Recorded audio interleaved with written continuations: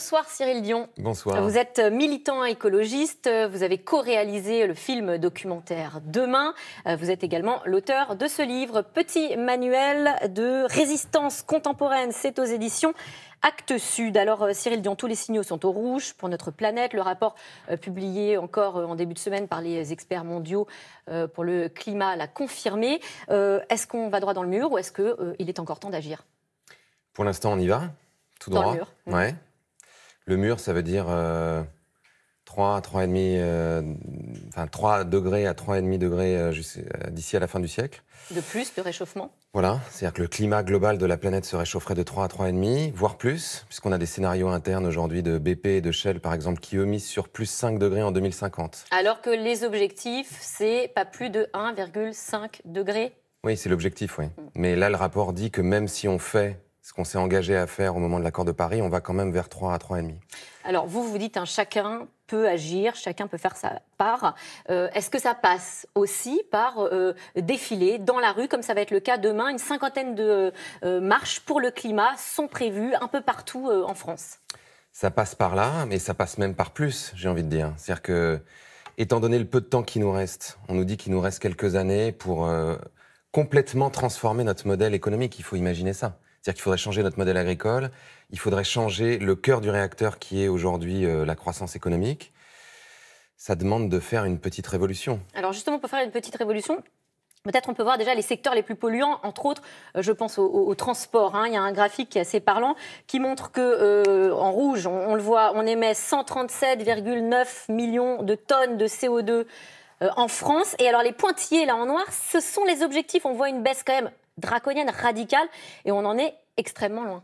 On en est très très loin, oui.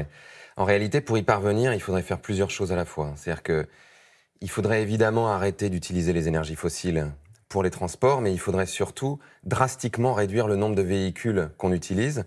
Il y a une étude qui a été faite par l'ancien vice-président de General Motors pour l'Université du Michigan qui montrait qu'on pouvait arriver à la même qualité de mobilité et la même quantité de mobilité avec 80% de véhicules en moins. En fait, une voiture, elle passe 90% de sa vie garée. Donc ça n'a aucun sens que tout le monde ait une voiture, alors surtout dans les grands centres-villes. Alors ça passerait par exemple par du covoiturage, c'est ça déjà, partager tous nos transports? Ça passe par partager nos véhicules, essentiellement dans les grands centres-villes. C'est plus compliqué dans le périurbain ou à la campagne, mais dans les grandes villes, il n'y a aucun problème pour faire ça. Ça passe par faire du vélo, marcher, prendre les transports en commun à chaque fois que c'est possible, prendre le train à chaque fois que c'est possible, ne pas prendre l'avion à chaque fois que c'est possible. Alors l'avion, ça, on oublie complètement, non? On arrête d'aller sous les tropiques en vacances, on reste en France. Aller sous les tropiques en vacances, oui, il faudrait arrêter. C'est une hérésie. Il paraît qu'un avion, un trajet en avion Paris-New York, en gros, ça annule tous les efforts qu'on a pu faire sur l'année pour ne pas prendre sa voiture. C'est 3 mètres carrés de banquise en moins. Ça fait réfléchir. Ça fait réfléchir. Une autre action qu'on peut avoir concrètement, qui a fait polémique en tout cas cette semaine, c'est faire moins d'enfants.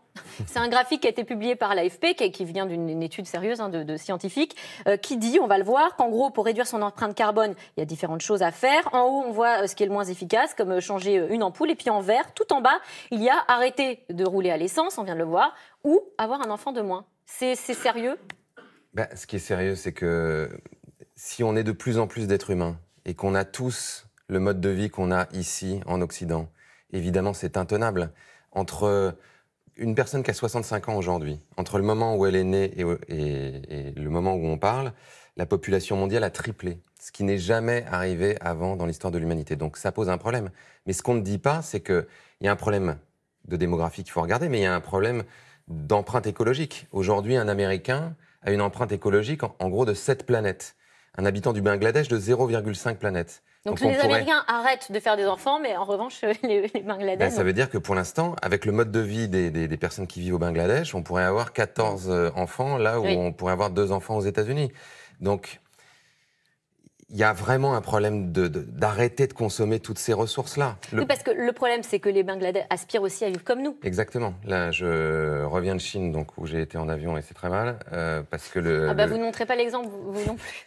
Le livre de Demain est sorti là-bas et on a projeté Demain et on est en train de réfléchir à faire un Demain chinois pour les Chinois avec des acteurs chinois et il y a de telles problématiques là-bas que je me dis que c'est quand même utile. La Chine est un des plus gros pollueurs au monde. C'est le plus gros pollueur au monde. Aujourd'hui, c'est 25% des émissions.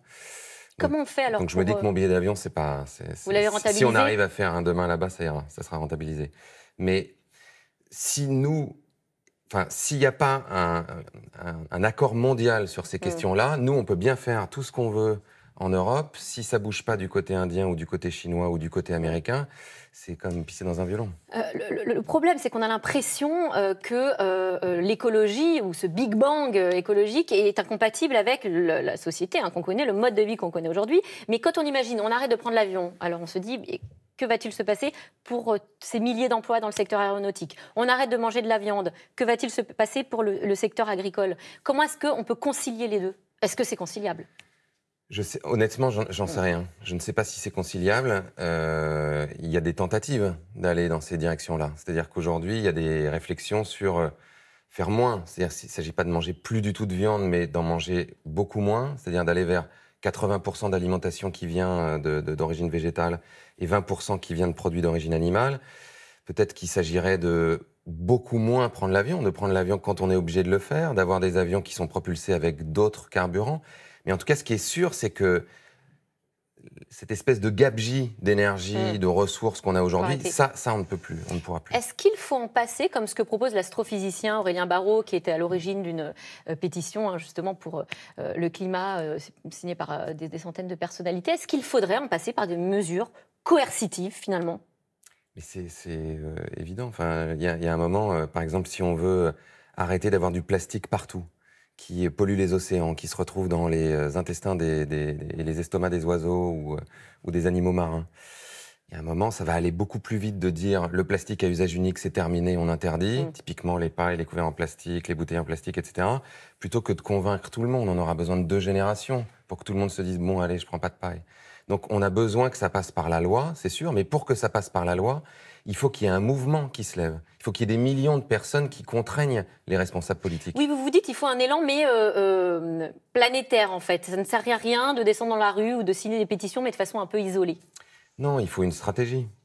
Il faut qu'aujourd'hui, le mouvement écologiste se structure, que les millions de personnes... On a interviewé Nicolas Hulot là, pour un petit documentaire qui s'appelle Après-demain, que j'ai fait avec une journaliste qui s'appelle Laure Noëlla, qui va passer sur France 2 à la fin de l'année. Et il nous disait... Ma problématique, donc il était ministre encore à l'époque, ma problématique, c'est qu'il n'y a pas 1 million de personnes qui descendent dans la rue pour dire on voudrait de l'alimentation bio. Alors, ou demain, on voudrait sortir des énergies fossiles. Pourtant, il y a plus d'1 million de personnes qui pensent ça. Donc comment on fait pour que cette masse-là, à un moment, se regroupe et devienne un mouvement qui influence complètement la trajectoire politique du pays? C'est ce qui pourrait se passer peut-être demain. En tout cas, c'est l'élan que vous espérez donner à ces marches. Oui, on est quelques-uns là à avoir lancé ce mouvement-là.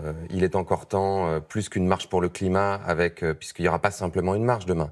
Il y aura un village des solutions, il y aura des prises de parole de scientifiques. Moi, je viendrai prendre la parole avec Mathieu Chédid vers la fin. Et on aime à Paris, et il y a des marches évidemment partout en France, et on aimerait qu'il y ait des millions de personnes.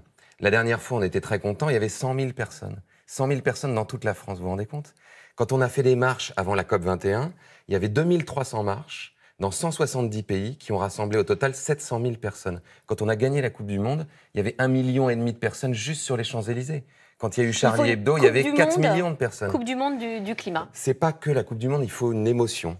Il y avait 4 millions de personnes pour Charlie Hebdo, parce qu'il y avait une émotion de terreur, de colère, de tristesse. Et la Coupe du Monde, il y avait une émotion d'euphorie.